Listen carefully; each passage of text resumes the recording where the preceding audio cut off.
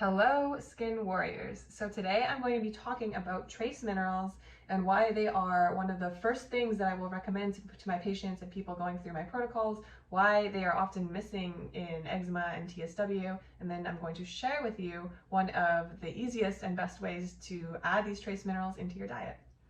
If you are new here, my name is Dr. Kayla Clark. I'm a naturopathic doctor, and after a lifetime of eczema, I went through TSW myself in 2016.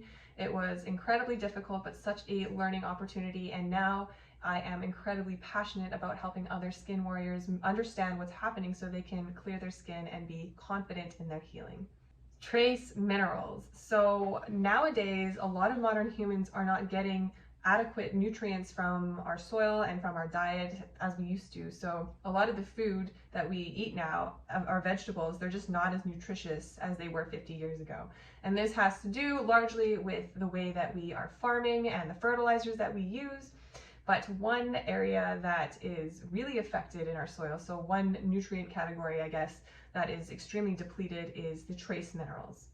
So mostly because of monocropping, aka planting the same crop over and over and over again, the nutrients and the different types of plant matter in the soil never get to regenerate. And so the trace minerals, things like phosphorus, calcium, nitrogen, magnesium, all of these things that our bodies need in very, very tiny amounts, we still need them. They play a huge role in the way that our bodies function.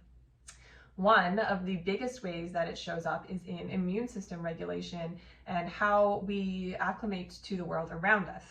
Now, for people who are going through TSW or have eczema or have sort of any atopic tendency, asthma, allergies, eczema, TSW, anything like that, it's really important for us to be in regulation with our environment.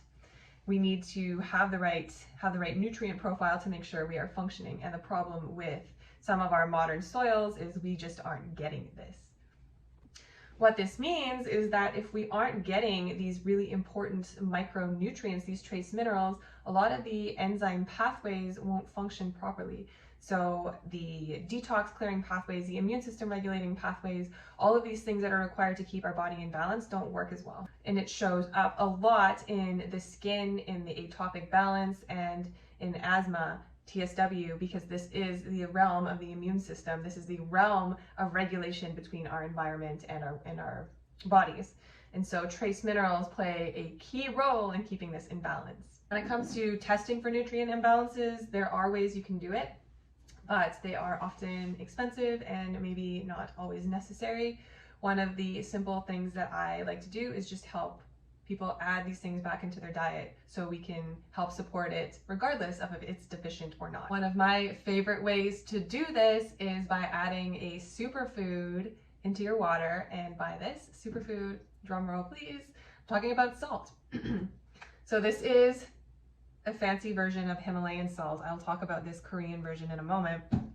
But adding a earth-based form of salt into our food or water can help add these trace minerals back into our bodies, because the salt, if it comes from the earth, has been absorbing all of these trace minerals, and so we're transferring it into our bodies.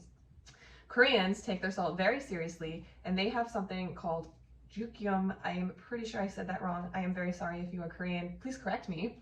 But it's roasted bamboo salt. So essentially the salt has been roasted in bamboo, and this helps extract even more of those minerals. And so it's super, super high in a super good source for our bodies to absorb this. Just a warning, because of the high mineral content, it smells a little bit like a fart, but it's a very nutritious fart. So this is something I will often tell my TSW or eczema patients to add into their diets. I feel like our modern world, we have been conditioned away from salt. Salt is the new fat, aka they've told us to be afraid of it. I don't think that this is necessarily needs to be the case. Don't eat a ton of salt if it's in the foods, in the form of refined foods or packaged foods, or on French fries. Table salt is not great, but actually treating it as a necessary mineral that it is, it can be a really potent way that we can take our medicine. So let me know if you have tried this. I will usually recommend just adding a little pinch into your water, not so much that you actually taste it, but enough that it is there. Let me know if you tried this, how you are feeling, if you know how to pronounce Korean bamboo salt, and I would really appreciate your engagement and a follow if you resonated with this content. Hope you have an amazing day. See you soon.